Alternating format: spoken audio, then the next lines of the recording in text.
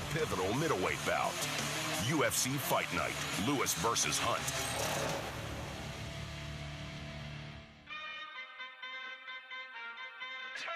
Thank you so much for joining us today. Very exciting Q&A for you guys today. You know why you're here.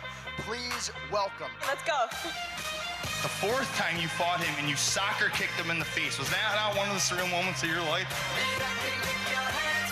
I'm gonna take your hometown boys belt. Whoever's next, that's who I want to fight. CM Punk. Yeah, That's what he brings to the table. Of course I think I'll beat him. Why the hell would I take the fight? We're on the same page. So we're normal. Oh, we're the only two out here. I have no idea. Next question. I'm trying to keep up with Mr. Buffett.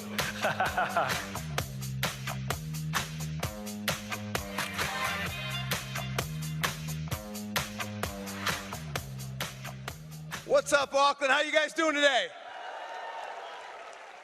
All right, hey, few ground rules before we bring these athletes up.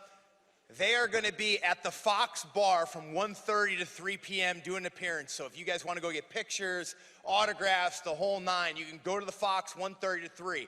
When you ask your questions, don't ask about pictures or autographs. Don't waste your question on that. When they're done here, at about 45 after, they may choose to go down here, sign some autographs, and take some pictures. But be advised, we've got the weigh-in starting at noon, so they won't have that much time. So 1:30 to 3 would be a better opportunity for pictures and autographs, okay? All right, without further ado, let's bring these athletes up here. First up, the #2 women's bantamweight in the world, Juliana Pena.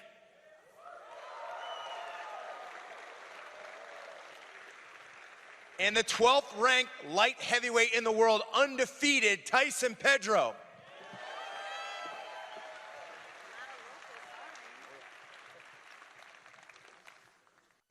All right, so we've got the mic set up, and you guys can just start making your way down, and I will alternate who we go to for questions. Who's gonna kick things off? Don't everybody wait, because John Morgan will get up there. He will hog that microphone, and he will use this to get all the interviews that he needs and get all MMA Junkies content. So you guys, this is for you. Come on down. Let's use these microphones. Who's got the first question? There we go. A big Mark Hunt fan. He's got the courage to come down and kick things off. Kia ora, Juliana. Thank you for coming to New Zealand. It means the world. My question is, with the TV deals coming up and the Reebok deal ending, how do the fighters get a piece of that? Like, are you looking to get a piece of that TV deal? I'm always looking to get a piece of anything, so if I can get my hands on some extra money, yeah, I'm down.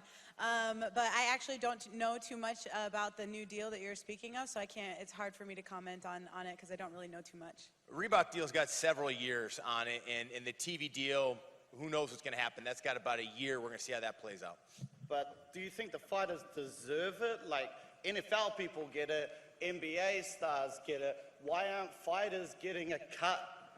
I think something that I would like to see personally is maybe bringing the banners back, or maybe, you know, being able to have at least one sponsor on some of our gear as opposed to just Reebok. But again, I think they're in the talks with that. You know, it's not just Reebok's fault. It's also the company as a whole trying to do what's best for everybody. So again, like I said, I don't know too much information on it, but I definitely want my fingers on some more pie if that's going to be happening for the fighters I want in.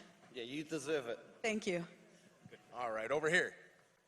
Hey guys. I was just wondering, you can answer, like all of you can answer this. When was the last time you cried? Yesterday. Me too. I'm serious. I spent the day with Charlotte. I went home with my wife. I'd probably cry now if I thought about it.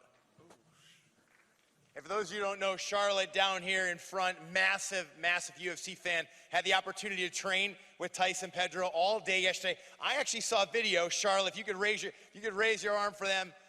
Spinning back fist lands on Tyson when they were fighting yesterday. It was awesome. Inspirational. Over here. Hey, my question's for Tyson. In the first half of the millennia, between 2000 to 2010, your division light heavyweight was the division to watch. Now, more recently, new talent seems to be going to the light weight classes. So is there anything which the UFC and even smaller MMA promotions need to be doing differently to bring the big boys up to the UFC and into MMA in general? Very good question about the millennia. At the moment, it's good for me because, as you can see, I had 2 fights. I'm ranked 12, so at the moment, I'm happy with it. But there's going to be, it goes in waves. I think there's going to be some badasses coming through. Like you said, even those top 5 at the moment, they're actually top 10. They're all killers. So they say it's a weak division, but any one of those are going to put you to sleep at the drop of a hat. So still a hard division in my eyes. Awesome, thanks. Thank you. It's a race to the microphone. Who's going to get there first? Who's going to be first? All right, over here. Hey, my question's for Juliana. If you'd won your last fight, it'd be you in the main event of 213 against Amanda Nunes. I was just wondering, do you think she's looked devastating in her last 2 fights? Do you think there's a key to beating her? A key to beating Amanda? Yeah. Yeah, I think she just needs someone to stand in the pocket and start trading with her so that she can, you know, lose her gas and then take her down from there and beat her up like Kat Zingano did. I think that was kind of the blueprint on how to beat Amanda, and it's unfortunate that I didn't get to win my last fight because I would have loved to have done that. Is there a next fight you'd like? I would love to fight the winner of Amanda and Valentina, but it's up to the matchmakers. Sweet. Thank you. Thank you. Hi, Juliana. I'm a big fan. Hi. I'm 15 and I'm training for a fight. What's the biggest advice that you can give for young female fighters? The biggest thing that I would have to do is you got to be passionate about it. It's got to be something that you eat, breathe, sleep. You know, you got to be like practicing moves in your sleep and throwing up triangles type of stuff. You have to be extremely passionate about it. I was always told, find what you love to do, find what makes you happy, and it'll never feel like a day of work again in your life. So me, I was lucky enough to join a women's cardio kickboxing class, lose some weight. I threw my first punch, and it was love at first punch, and I haven't looked back since. I think that when you have your hand in too many baskets and you try to do this and this and this and this, you're never going to be successful. So if MMA is truly what you want to do, put all of your focus and all of your passion in that one thing, and then you will become successful. Cool, thank you. You're welcome. Love at first punch. Wow. Awesome. Over here. First off, how are you guys enjoying Auckland? Excellent. It's amazing. I didn't know it was winter here, though, so I'm a little cold. It's never warm here. Next one is, any specific names you guys have got for the next fight? Like, who do you want to fight next? Like I said, I'll take the winner of the champion versus #1 seed. I would love for that to be my next fight. I've had a name put forward, but I'm not allowed to know if I'm allowed to say it yet. No teasers? I don't know. Are we allowed to tease? Sure. Yeah. Why They've chucked out Latifi. Oh, I was hoping yes. for, there was a couple of others thrown around. I think Anderson was thrown, but I'm excited. It's going to be a big year this year. Good luck on those. Thank you very much. Cheers, guys. Welcome, everybody. Hey guys, mainly pointed for Juliana, but you guys can all answer. I was wondering what your opinion on the women's featherweight division was. Like, they opened it, had the one title fight, hasn't gone anywhere. What do you guys think they need to do with it, or what can be done with it? I think it's a crapshoot, to be honest. There's like 2 girls in the division, and then they don't want to fight in that division. I don't know. I mean, I think it's awesome that they opened up more divisions. I just wish that there was more fighters to fight in that division for the division to flourish like the other 2 divisions have, and now a 3rd division, I guess. But we'll see how it goes. I'm not really sure how many more girls are going to go up or if they're going to bring in more talent, but I definitely know that with them opening up the 125 division, I think you're going to see a lot more exciting fighters and a lot of shifts from girls at 115 moving up to 125 and girls from 135 moving down to 125 as well. Yeah. Would you be willing to go to 145? If the price is right, I'll go anywhere. So I'll fight anyone, anywhere, anytime, any place. Just pay me. Yeah.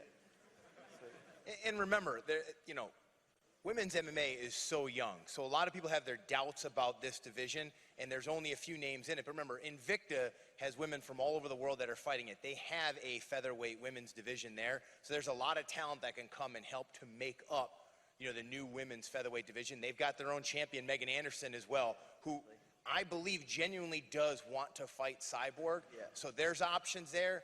And I think just like people doubted the women's bantamweight division, then overnight it was a hit. There were a lot of very talented athletes in it. I think you're going to see the same thing at 145 and obviously at 125. Well, thank you. You got it. Everybody who's filing in, just so you guys know, there's 2 microphones. There's actually microphones on this side as well if anybody wants to use it. Next up, right over here. Hey Tyson, how's it going? Good, and yourself? Yeah, good, thanks. Pretty dominating 2 fights in the light heavyweight division. You looking to maybe move up to the heavyweight division, and is there any dream fights you want in that division? Heavyweight? Yeah. No way, they're too big. You will not ask that question after you see Mark Hunt and Derek Lewis step on this stage. When you said I stood next to Derek, I was about to say, he's a big mother. I wouldn't want to face him either. I spar with my brother-in-law, who Taito Ivasa. He's huge too. There's no way I'd fight heavyweight. I'm at the bottom end. Big mother. Thanks, Tyson. Cheers. Thank you.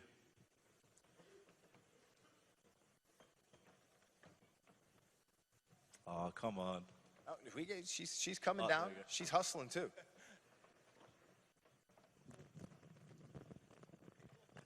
This is a question for all 3 of you. Out of all the up-and-coming fighters you know that don't have a contract, who do you think really deserves to be in the UFC? Ooh. I have some partners back home at Sick Jitsu Fighting Systems in Spokane, Washington that I know definitely deserve to be on the roster.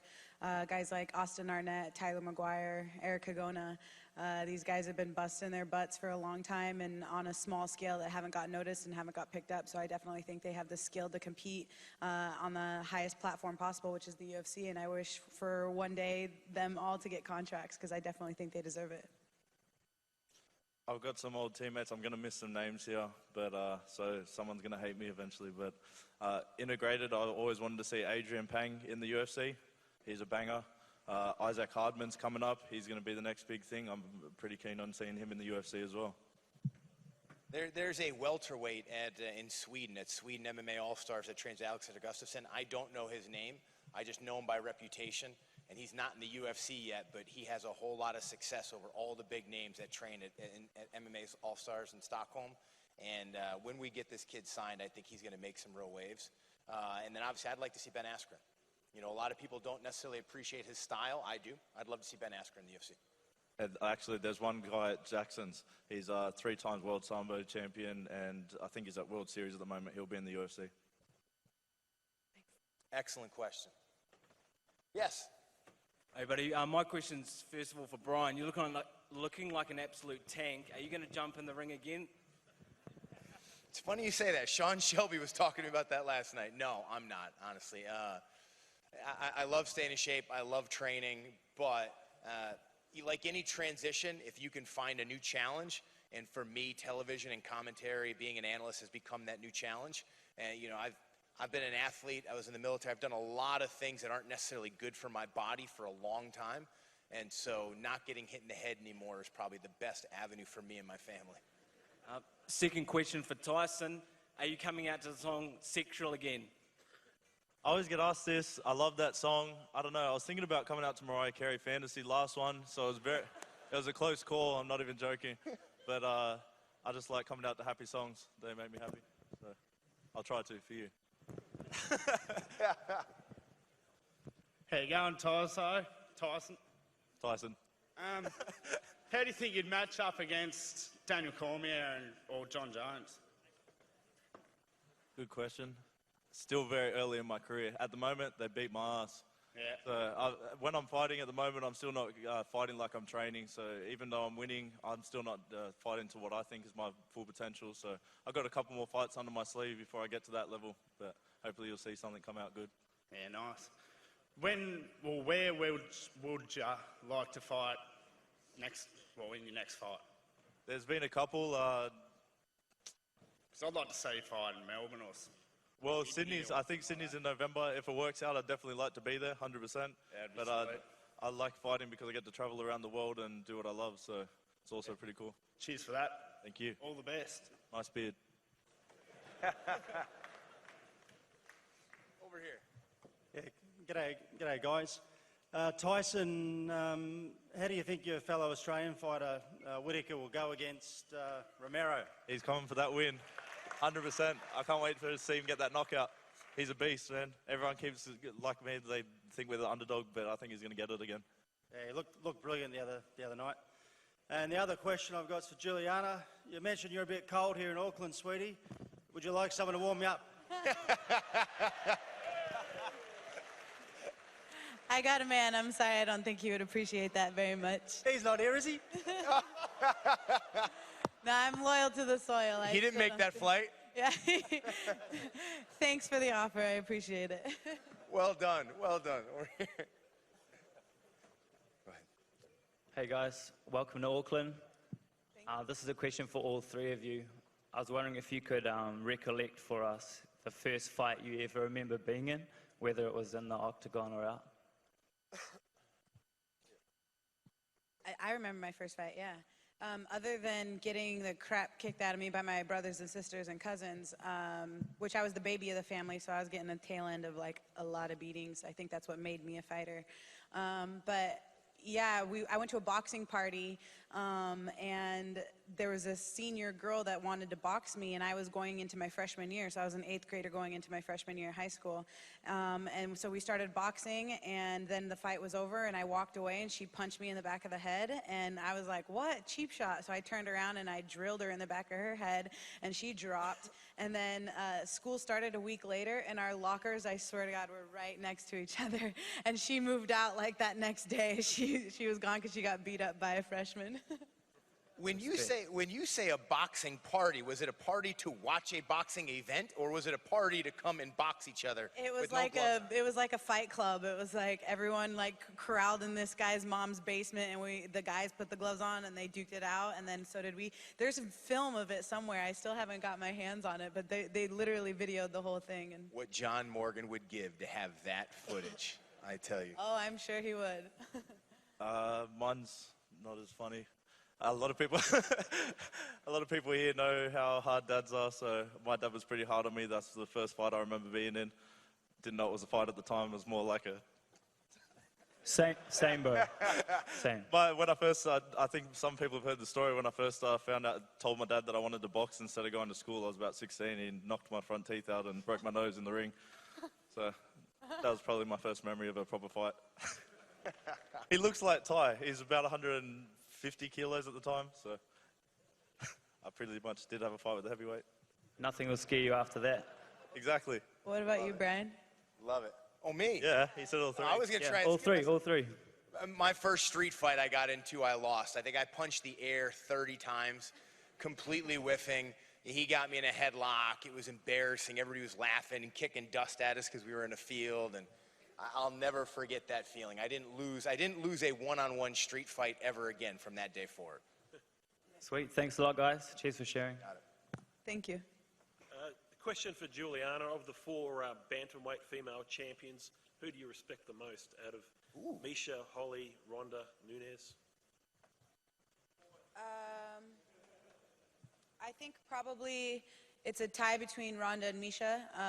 Ronda was kind of the face of the women's division for a while, and I think Dana was very thrilled about her for a long time, which I think she was a big part of opening up the women's division. So if it wasn't for her, opening up the gateway, then I wouldn't be here and I wouldn't be fighting for the UFC. So I definitely have a lot of respect for her. She had a lot of title defenses as well, and she carried the sport very well while she was, in her prime and doing the best that she was doing.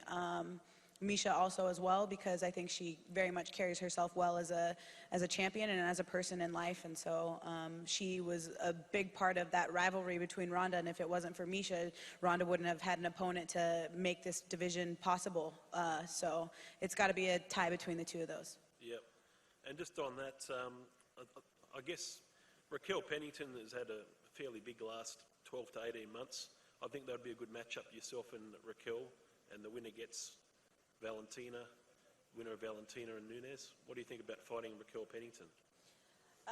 My eyes are not, so much set on going down the ladder. I'm trying to go up the ladder. So if I can't get an immediate title shot with the winner of Amanda Nunes and Valentina, then I don't know what it's usually kind of what they decide anyways and what matchups they want for me. So whatever works for both of us, I think, is what's going to end up happening. But I'd much rather fight somebody like Ronda or Sarah McMahon or something like that. So what about, what's your prediction for 213 then? Who do you think will win? I got Nunes. Okay. Thank Yeah, you. no, I'm praying for Nunes. Over here, next up. Yeah. Hey guys, just one question.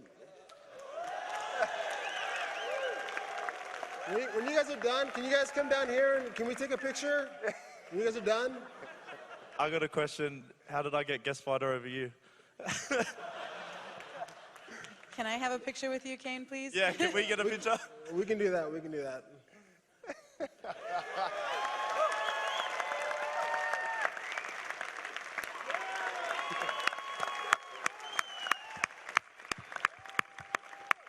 I guess no need to introduce him, huh? Next up, right here, please. Me? Yes. Yo, I got a question for Juliana. I was going to ask you who thought won Nunes-Shevchenko, but since you beat Zingano and she had the blueprint to beat Nunes, how do you think you match up against her? Against Nunes? Yeah. I think it would be a great fight. I think there's, I never get this opportunity. I always say, I swear to God, I'm going to stand and bang in this fight, and then it just never ends up happening. I always check the hands straight to a body lock and go for the takedown. But I would love to get in a firefight with Amanda Nunes, and I would love to exchange striking and then wait for her to gas, since I don't gas, and then I think I could take it from there. So that would be my initial game plan. And I think that we would match up very well against each other. I think that we're two sluggers, and so to see that fight, I think, would be fireworks. Yeah, hopefully it happens. Thanks. Thank you. I still want a photo with Kane. He's ready. He isn't left yet. Yes, please. Hey, lads. Out of all the current UFC fighters at the minute, who's your favorite to watch other than Conor McGregor?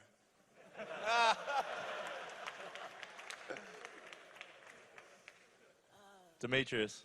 Oh, nice.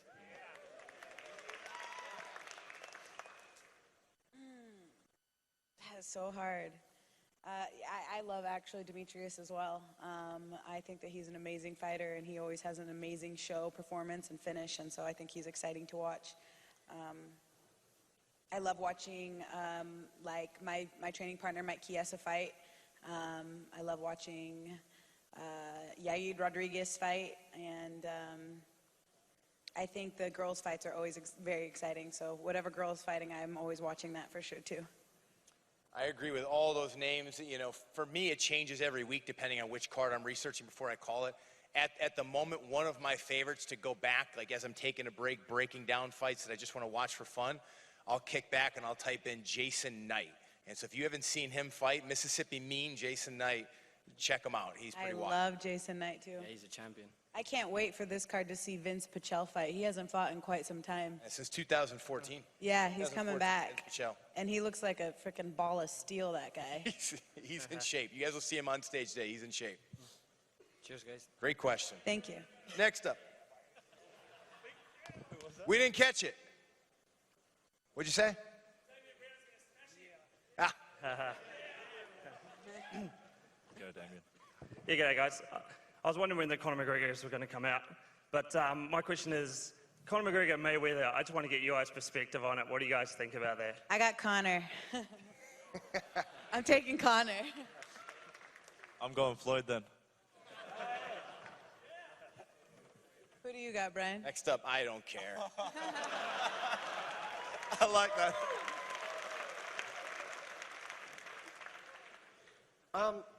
I just wanted to get everybody's opinion in light of Demetrius Johnson coming out with that long statement about Dana White bullying him about not taking the TJ Dillashaw fight.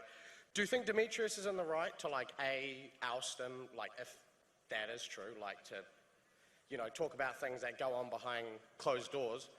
And B, do you think Dana will actually shut down the flyweight division if he doesn't take the fight?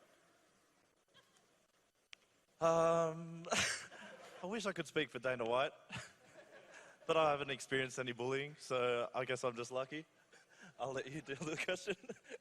Yeah, it's a sticky situation, especially talking about other fighters and you know, what they get paid and what's fair, what's bullying and what's not. So it's hard for me to comment. I will say that I agree with Daniel Cormier's statement that said, just pay the guy $1 million and give him some pay-per-view points and everything's fair. And I think Demetrius would take that deal, and I think that TJ would probably take that deal too. So I don't know.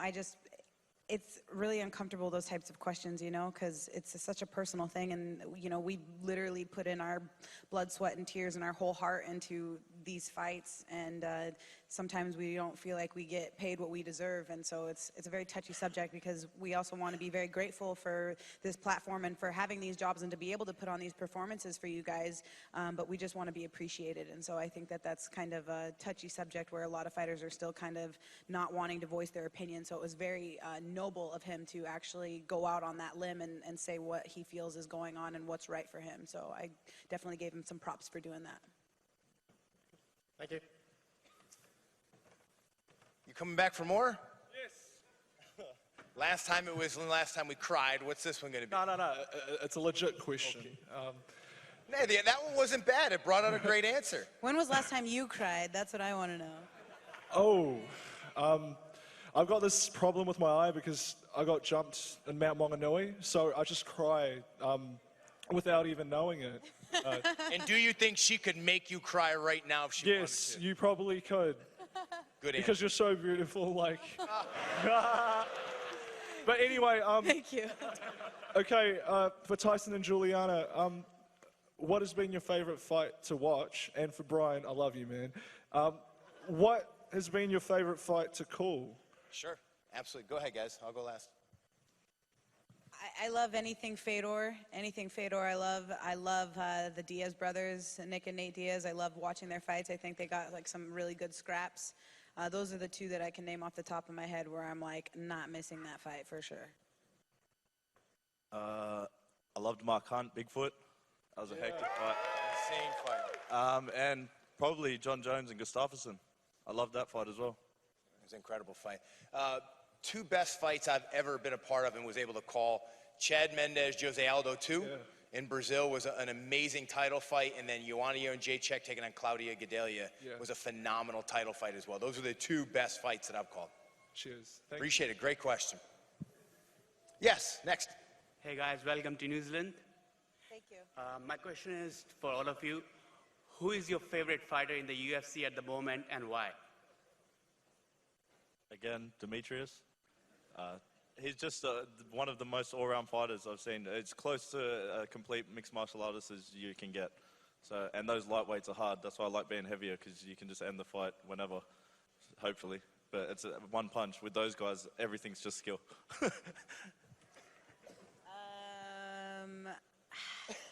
I don't know. That's really hard. I think that I respect all the fighters because what we do is so difficult.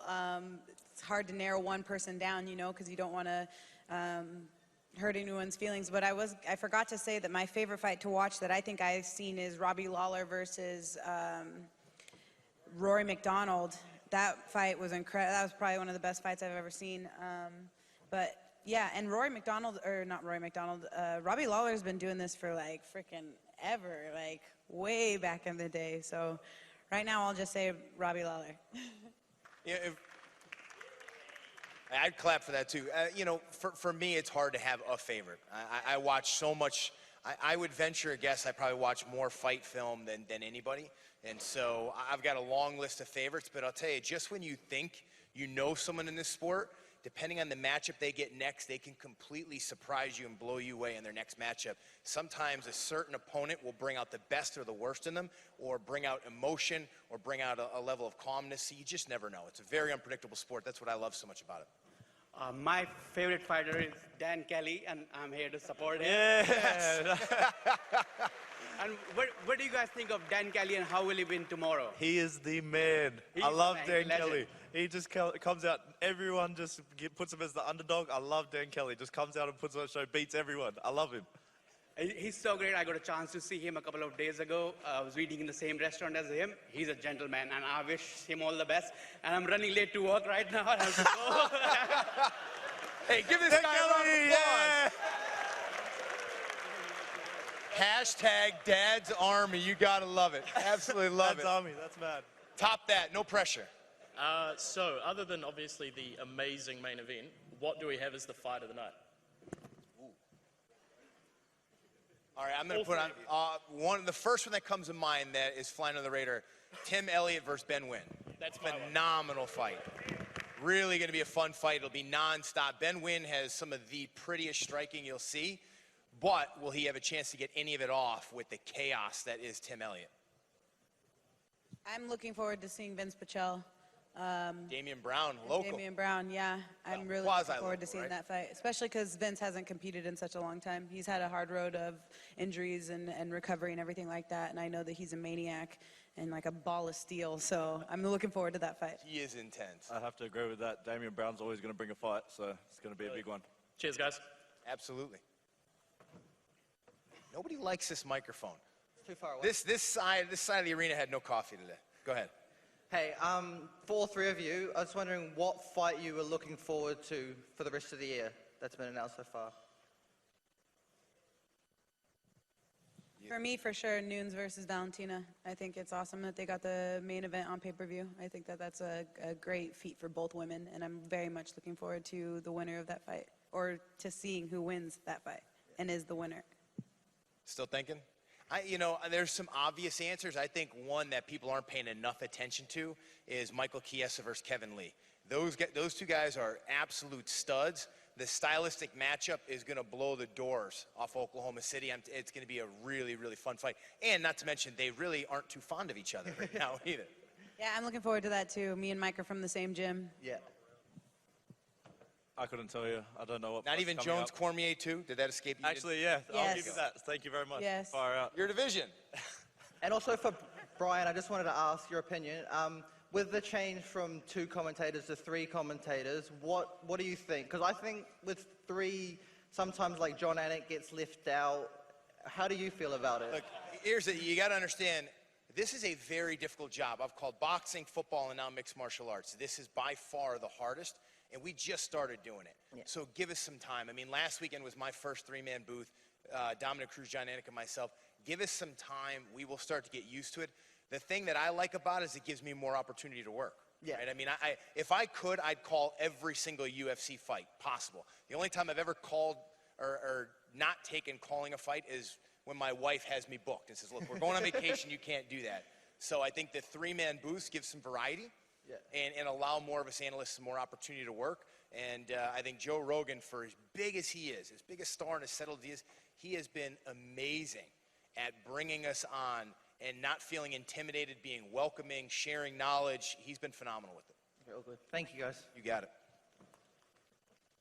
We've got time. We have time for, we'll try and go quick. I want to get all 3 in. We're running out of time.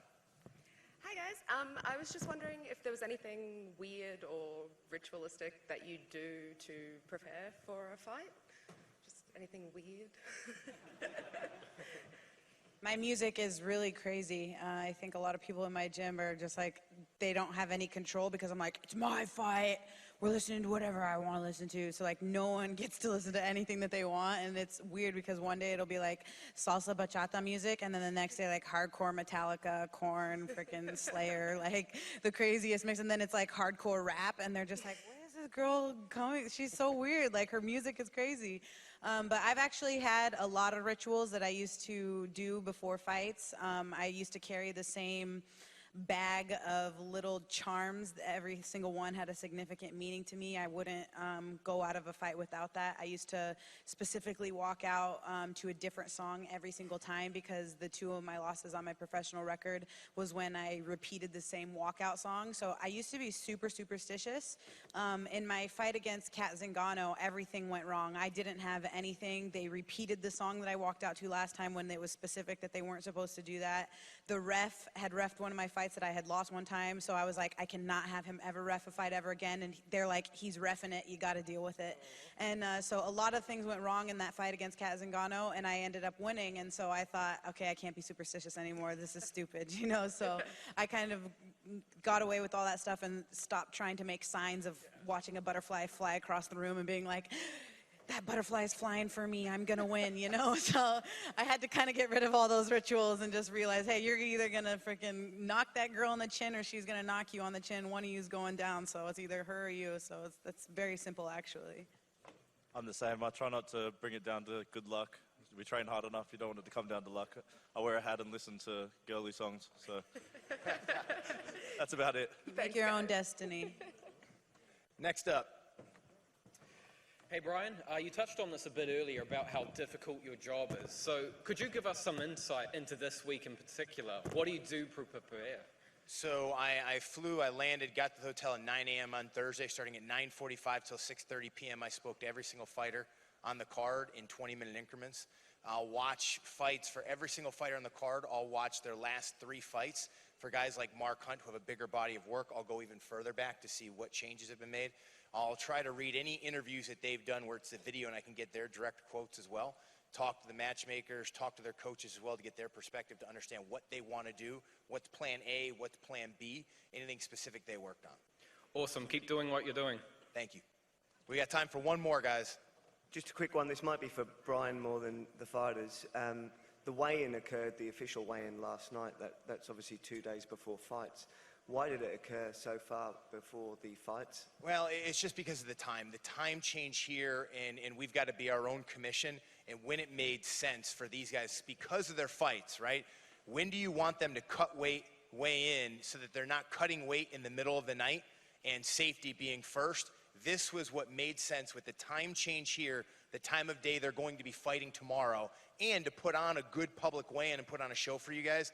This is what really made sense to do it and do it safely for the athletes. So, yeah, they get a little bit of extra time, but that means they've got extra energy to perform for you guys. Just very quickly, do you know what Derek Lewis and Mark Hunt may weigh in on actual fight day? D. Lewis is probably back there right now close to 3 bills, to be quite honest with you. He's massive. No, I would venture a guess he's going to be around 285. Mark Hunt, maybe a little bit less. Thank you. They're going to be big. All right, you got one more in line. Come on down, ask it quick. I'm going to get in trouble for this, but that's Thanks, all right. mate. Yeah. My name is Fernando. I have a question for Pena. And yeah, Pena, what do you think about Dan? Think about who? I mean, Daniel Kelly. First round KO? Oh, Dan's the man. So that's what I think. Hashtag Second Dad's question. Army. Dan's the man, yeah. So I'm pulling for him. Okay, cool. And what about Ben Nguyen? Tim Elliott versus Ben Nguyen. Tim Elliott? Tim Elliott versus Ben Nguyen. I'm not familiar with the guy you're referring to, but I am familiar with Tim Elliott. So I always say this all the time. It's a little cliche, but may the best man win. Okay, cool. Guys, thank you so much. Thank Please you give so it up much. for these athletes. Stick around. We got the actual weigh-ins coming up here in a few short minutes. And remember, 1:30 to 3 o'clock, they will be at the Fox.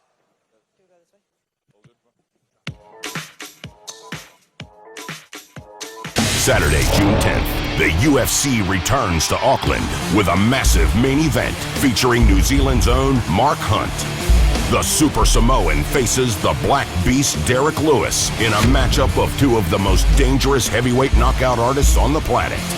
Plus, Daniel Kelly returns to take on Derek Brunson in a pivotal middleweight bout. UFC Fight Night, Lewis versus Hunt.